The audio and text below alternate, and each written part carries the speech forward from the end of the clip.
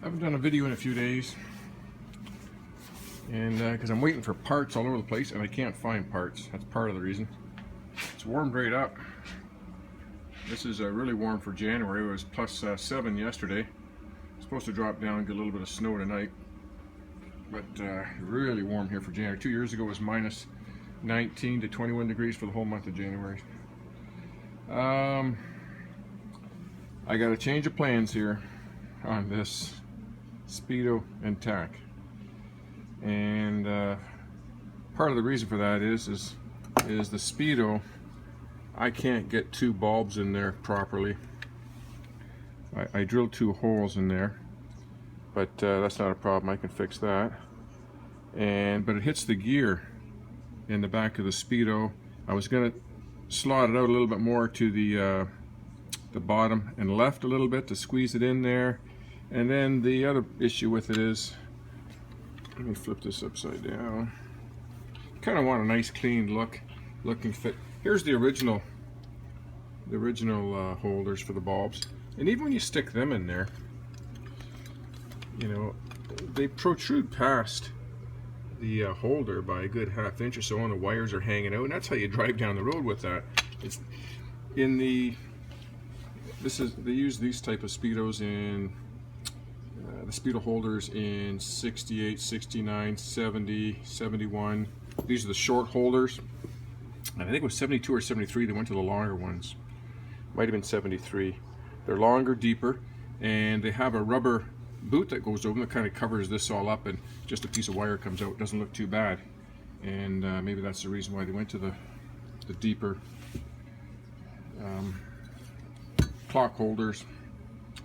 So at the Norton Owners Group, I posted a link to the videos here. How this worked out really well. Like, it worked out really bright, and it works great for the tach side. But what I learned on the Norton Owners Group site is a guy, he wrapped a piece of LED lighting around the inside, and you can get them 12 volt. You can cut them any length you want, and just runs a wire out the back, little tiny wire. You can silicone it in, you'd hardly even see it. I'm going to try that next. For $4.99 I get 4 12-inch strips, 12 volt LED lighting, so they should be in by next week. And I want to try that first. A little simpler, a little cleaner. You know, you don't have 2 bulb holders and 2 wires coming out of each one.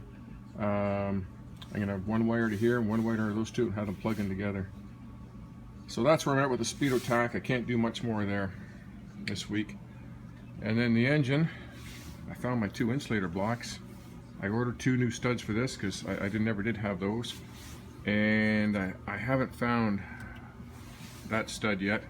But I started to do the timing on it, and there's a trick to doing the timing. I could put the inner primary on and the outer primary cover on, which is right here somewhere. Here it is.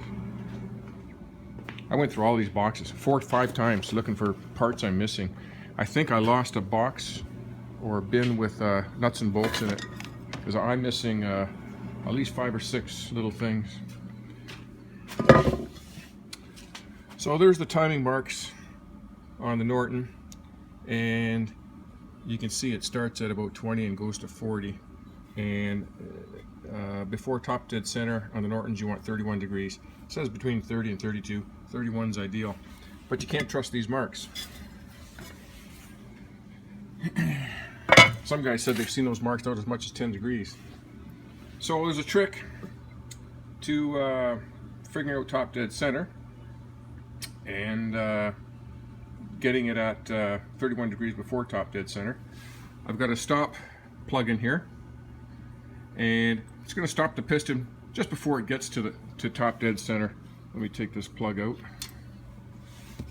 You know what? I have to do 2 videos here because this is going to be too long. I'm going to stop this one, and then I'm going to add another one here. Get back to it. Okay, so I had a timing wheel. It was off my old, I used it for my BSA 35 years ago, 36 years ago. And I put the stator back on and put the nut on here. You want it locked on so the timing wheel isn't going to spin on you. Took a piece of bent wire, put it on here, and I'm trying to do this with my other hand here. Let me get you. I'm trying to find true top dead center. And we take that by is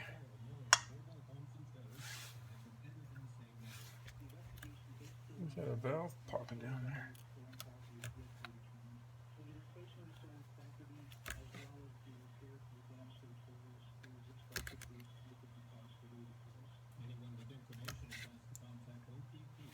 Okay, that's a 10 degrees there, that direction. Put a little mark by the 10.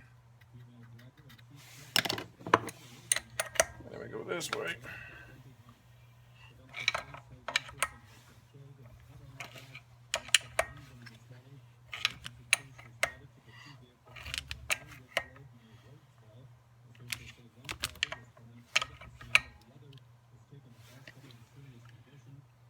And 32 degrees. So there's the one mark. There's the other mark, 32. Right there. So the halfway point should be top dead center. So if it was 30, 20 would be half. So 21 degrees. That's where top dead center should be. 21 degrees.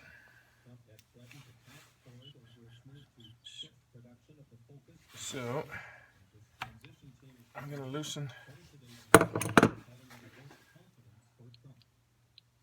this off.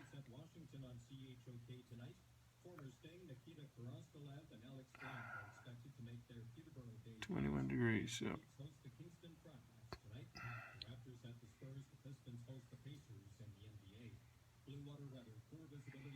So this would be 11 degrees on this side. 11 right there. You lock this back in there.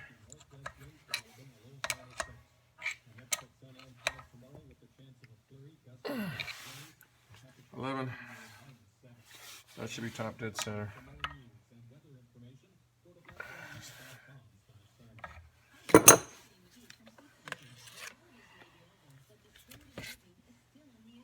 So it should be 11 degrees either way when I do this. Let's see if we're close here.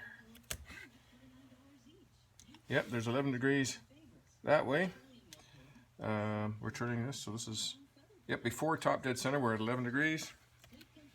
And when I turn it back, we should be 11 degrees after top dead center.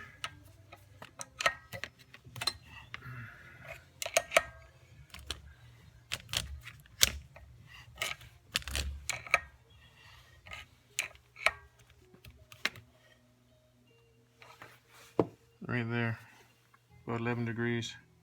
Straighten this up a little bit here so it's easier to see. So we know that 0 is top dead center, and go over here. I'm putting on a Boyer ignition system, and this is the magnet. And what you want to do is you want to, the Norton, I got to reverse this phone.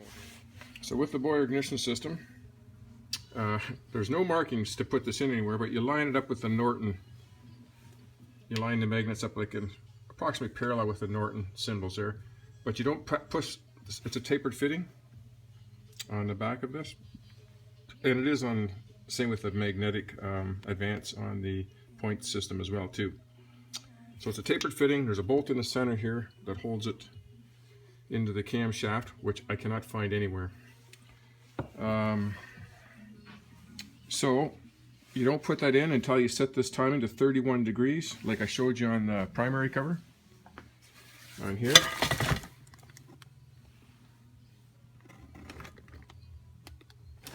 There's 31 degrees in there. So I'm going to set this, the engine rotates this way.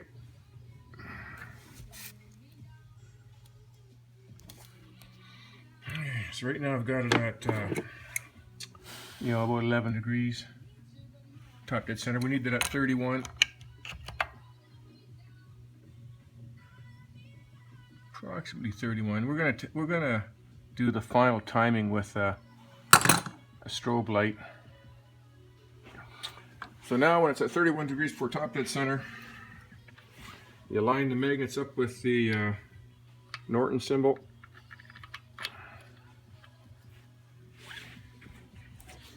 I think I'll get a straight edge. Check that. Right here.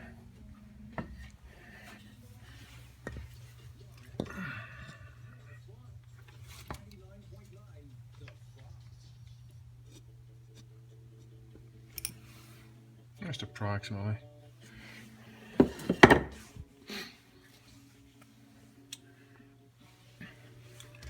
Then there's two marks. There's a red dot on either side. It doesn't matter. It's just that you need to line up the one dot. Oh, I gotta take those out. Okay, you don't put the bolt in here to tighten this up yet anyways. You want one of the red dots. It's not going to matter which one, because both cylinders fire at the same time, even though one's on a compression stroke and one's on the exhaust stroke. But there's a wasted spark ignition. So these are just two magnets. It's not going to matter which one you line up. But this only goes in one way. The wire is closest to the hole here where the wires come in, and we want to line up with this dot right here. The red dot on the magnet has to line up with this here hole.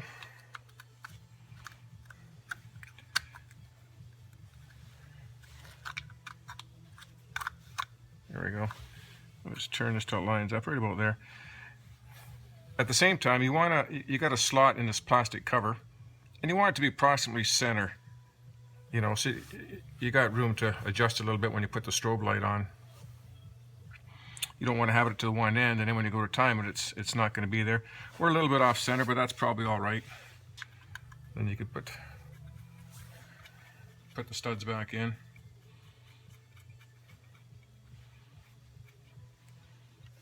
And at this point, you could put that Allen bolt that I've lost somewhere. It's another piece I'm missing. Can't finish that. I can't finish the top of the head. I can't finish my Speedo, my tach. I got so much stuff. I'm all over the map on this bike, but bear with me. It's all going to come together.